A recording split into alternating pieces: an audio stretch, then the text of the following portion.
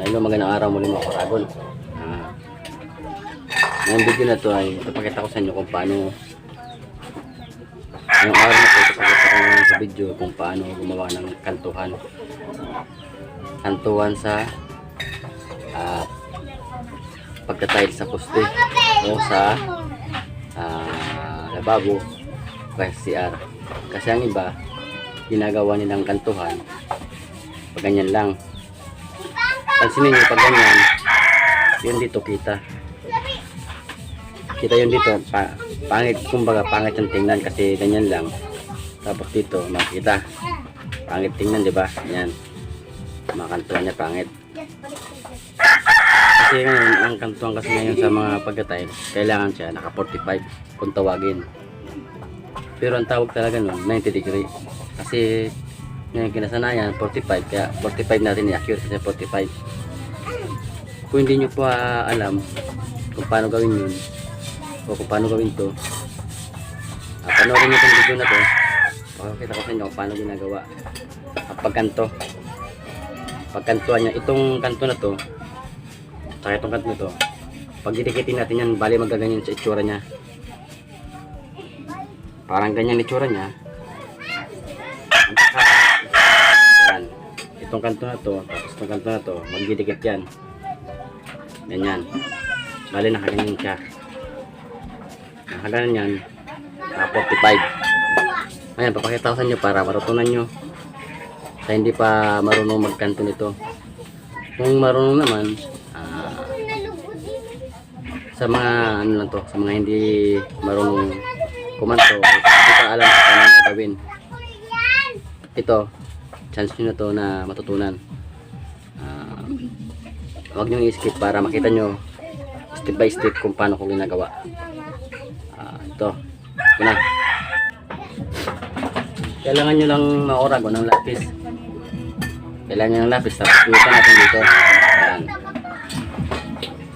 Kung tatanungin nyo po kung para saan tong guhit na yan, yan yung susundan natin. Ito yung susundan natin na guide. Mag-reminder natin para di tayo mawala sa linya. Para nagsisimula pa lang kayo, pag hindi nyo alam, ganyan lang, guhitan nyo lang yan. Pero sa akin, kasi marunong ako, kahit di ko yung guhitan, kaya ko yung chancehin na kahit walang guhit na na lapis.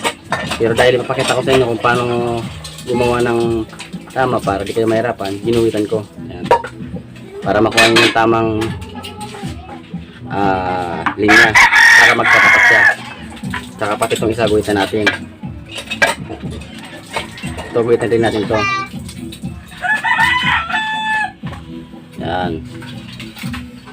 Ayan guhit natin. Bali ito matatanggal, ito hindi. Pakita ko sa inyo na. Kailangan meron kayong kahoy o anong kahoy na pwedeng tumagilid. Pwedeng, kasi pag ang pag-ride natin, kailangan naka-stop siya. Ganun. Nakatagilid siya. Kaya kailangan may kahoy kayo. Kaya gumawa kayo ng patungan para di ganong gumalaw to. Kasi ito, papakita ko lang sa inyo kung paano ginagawa.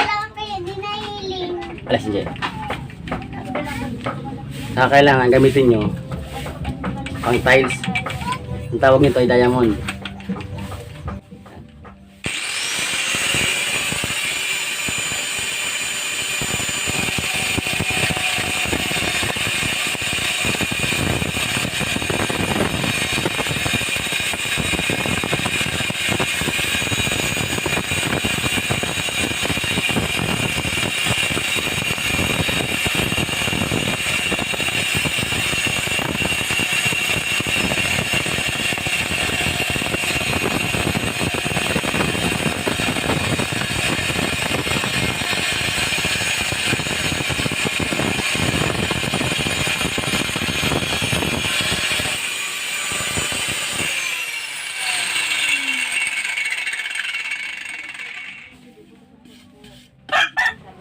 Ito mga Karagon.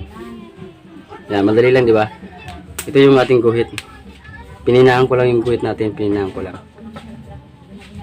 Yan, kailangan yung kamay nyo hindi pasmado, dahil pag pasmado na baka mabungi lang to. Kailangan hindi gumagalaw. Kailangan straight lang yung takbo ng ating ating grind. Kailangan diretso lang para di gumaganon. Kasi pag gumalaw yan, once na gumalaw yan, magkakabungi yan, magkakabungi-bungi yan. Kaya kailangan diretso lang yung nyo. Ayan o. Ayan.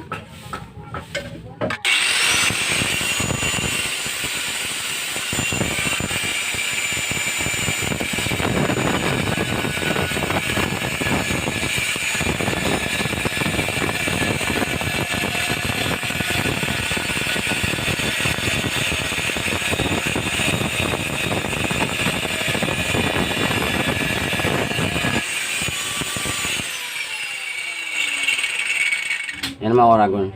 Kunting galaw mo lang, sigurado matutuklap yan pag magkamali ka ng galaw ng ng grinder. Dahil ito yung ating guhit. Manipis na manipis lang yung kinuha natin, tinanggal natin malaki. Tingnan nyo naman. Kaya kailangan lang tsansya mo lang na di gumagalaw yung kamay mo.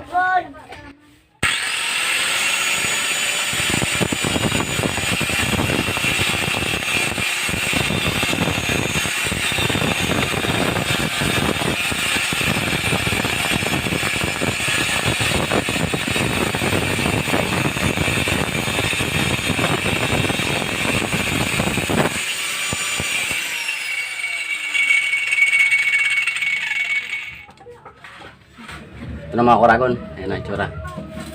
Ngayon ito yung papakita ko sa inyo. Diba sinabi ko sa inyo, itong kanto na to, tapos itong kanto na to, pagkatapatin natin. Pinakasikreto ko to mga kuragon sa pagka-tiles para maging mas maganda yung ating ginagawang pagka-tiles. Hindi yung nagkagano na lang sila, nagkakantuan. Pangit yun. Pangit yun mga kuragon. Ito yung mas magandang gawin nyo. Ayan. Ayan mga kuragon. Nakita nyo? Ayan o. Magandang tingnan. Yun dito, grout na lang ng konti, okay na.